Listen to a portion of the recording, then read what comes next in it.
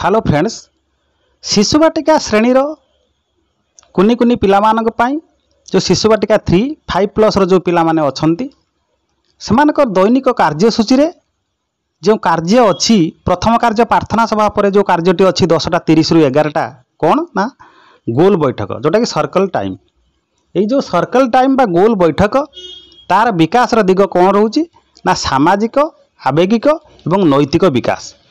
ये जो सामाजिक आवेगिक और नैतिक विकास गोल बैठक बा सर्कल टाइम रे रोची ताकू आमे किबरी जानिबा से सर्कल समय बा जोटा कि गोल बैठक रे कौन कौन कार्य हबो ना। ये जो गोल बैठक रे पिला मानको आपण स्वागत करिवे, सक्रियात्मक कार्य करिवे, मुक्त वार्तालाप पिला को किछि किछि कहिबार सुजोग देबे, स्वास्थ्य और परिच्छन्नतार जांच हबो आ कैलेंडर कार्य हबो।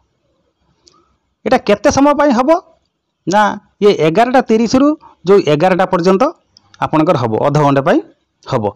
ये जो 30 मिनिट समय हबो जोरा गोल बैठक से जो गोल बैठक होची सर्कल समय से द्वारा आम जानीदबा ये जो श्रेणी आरंभ रे शिक्षक पिला माने गोलाकार रे बसिबे, शिक्षक पिलांक सह कविता आवृत्ति, मुक्त वार्तालाप, स्वास्थ्य परिच्छन्नता जांच और कैलेंडर इत्यादि कार्य करिवे। ताने यार उद्देश्य कौन? उद्देश्य होची पिला को सुरक्षित अनुभव करेबा, पिला माने निजको निजे सुरक्षित भाबिबे, निज घर भलिया भाबिबे, निजे रहिबे मन खुशी रे, से माने काहाको भय करिवेनी। या द्वारा पिला माने परस्पर को कौन होबे सुनिबा ओ सम्मान देबे, ता कथा को ये सुनिबो या कथा को सी सुनिबो, से सम्मान देबे, कथाबार्ता हेबे, मिसिबे, घर भली उपलब्धि करिवे। यही समय गीत गप आलोचना माध्यम पिलांकर शब्द भंडार विकास हबो एवं सुरक्षित वातावरण सृष्टि हबो। पिला माने निजर भावर नियंत्रण करिवे, पिला माने विद्यालय समय सारणी सहित से माने अभ्यस्त हो जिवे। तमाने शिक्षण कार्य देखंतु कोन हबो एठी समय निर्घंट संबंधित कार्य हबो, उपस्थान पड़िबो, कैलेंडर कार्य हबो, कविता आवृत्ति हबो, मुक्त आलोचना, कविता आवृत्ति, सामाजिक आवेगिक और नैतिक विकास कार्य हबो, परिष्कार परिच्छन्नता जांच, कैलेंडर कार्य।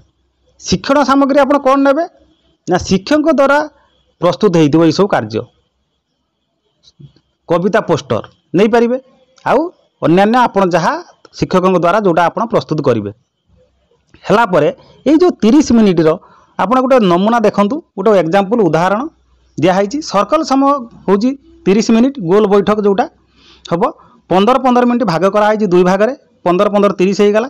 प्रथम 15 मिनिट रे उपस्थान पकेइबे, चार्ट को पूरण करिबा, आज कौन करा जीवो शिक्षण कार्य से विषय आलोचना हबो आ स्वास्थ्य परिच्छन्नतार जांच हबो।